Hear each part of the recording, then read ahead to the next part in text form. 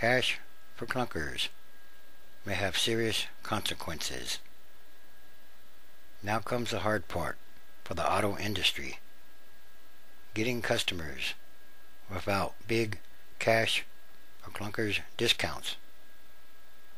Once you discount something like that, you have to keep discounting it. The popular government rebates gave auto sales a jolt, but it was only temporary. So now car makers and dealerships are forced once again to confront the worst market in a quarter century. In other words, it wasn't enough, and it really won't make a difference. Actually, it could make the economy worse in some kind of way. While Cash for Clunkers may have proved there are still car buyers out there, it is unlikely the heavy demand will last. In fact, the big rush to car lots this month may have had the unintended effect of taking sales from this fall and next year. So now car sales, or vehicle sales, could be worse than they were before. I'm really worried about this winter, said J.P. Bishop, president of a dealership chain in Central Maryland. If you didn't buy now, the only reason you're going to buy over the next 3 or 4 months is because your car died, or you just have to. Cash for Clunkers, which offered drivers as much as $4,500 off the price of a new, more fuel-efficient car, proved far more popular than anyone imagined. Through Monday, dealers reported selling approximately 625,000 vehicles in just 1 month with the rebates. The program was set to come to an end Monday night, and the government had set the deadline on estimates that most of the $3 billion set aside for rebates would be used up by then. Economists initially had figured the cash would last as long as November. The program had its complications. Congress had to race to approve $2 billion more for the program after the first $1 billion quickly ran out, and dealers complained that the government was very slow to reimburse them for deals they made on new sales. For the auto industry, coming off the program could be like a letdown after a sugar high. Automakers and dealers got a reprieve from a very dismal year of falling sales, big layoffs, and the bankruptcies of General Motors and Chrysler. GM actually added shifts at some plants to meet higher demand. Cars, trucks, and SUVs sold in July at an annual rate of 11.2 million vehicles. The first time this year the figure has crept above 10 million. But that's still far below the 16 million vehicles sold just 2 years ago. And by taking 625,000 vehicles out of the vehicle fleet, still, that's like taking a month's worth of production of all the vehicles that have been produced in the last quarter century or 25 years out of circulation. So that's just like a drop in the bucket. It won't make any difference at all. Not really. It was too little. It was way too little. And then you destroy all the cars that they turned in for the program, which in turn could drive up the price of used cars by several $100s on average, and it also drive up used parts for all those models of vehicles that were turned in for the credit or the rebate.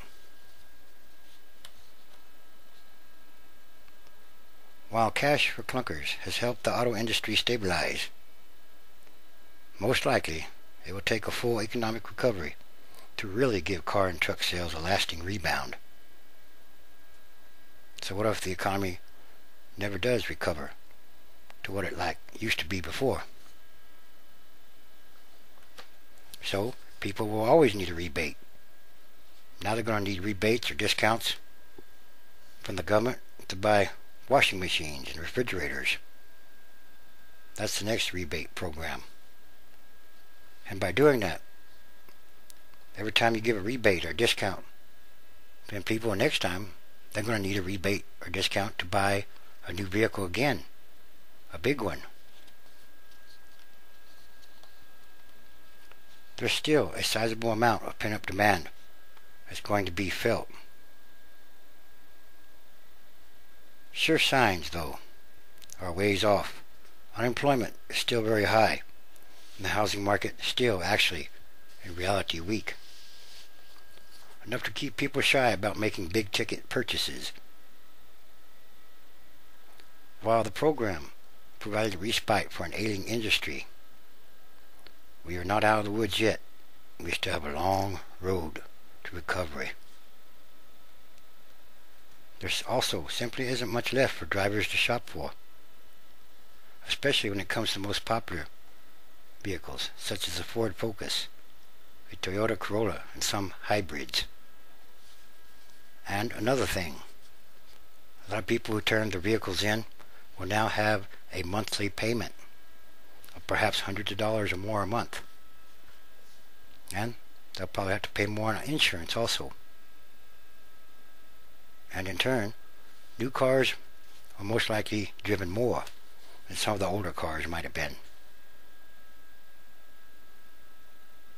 Automakers are approaching the next few months very cautiously. They are moving to replenish dealer showrooms, but are very wary about building too many cars if, which is most likely, demand fizzles. There are also signs that the program may have sapped the market for the near future, with buyers taking advantage of the rebates and buying now rather than sticking to plans to replace their cars next year. Last week, the automotive research company J.D. Power and Associates predicted that the Cash-For-Clunkers will flatten the auto industry's recovery by lowering sales next year. J.D. Power has reduced its 2010 sales forecast to 11.5 million from 11.6 million. It could be even less than that. Because this was hot and heavy for such a short period of time, we're going to have a payback, said the executive director of forecasting at J.D. Power. Yes, that's probably true. So once again, it took a lot of used cars out of the used vehicle market, and a lot of used parts also, because they had to destroy the vehicles that were brought in for the rebate. And then, a lot of these new cars, well, people will keep them for a long time, thereby reducing the incentive to return them or to get a new, more fuel-efficient car in the immediate future, in the next few years, as fuel efficiency goes up. And perhaps on average, new cars are driven more miles than many old cars which might have been sitting around in driveways and garages. And only $3 million was given to this program when the government gave $180 billion to bail out AIG, or hundreds of billions of dollars, if not trillions, for the banking industry. They really didn't put much money into this program compared to the huge bailouts that they have given. Anyway, this program, it really is not going to make any difference. Not really. It's not really going to help the economy. Not in the long run. It's only for the short run. Yes, like coming off a sugar high. It won't help the economy. It could actually hurt it this fall, this winter, and into next year as far as new car sales go. Anyway, something more going on here. Something much bigger is happening. And, once again, all these things are more signs of the end times transition days. The transition is happening day by day in many, many different ways.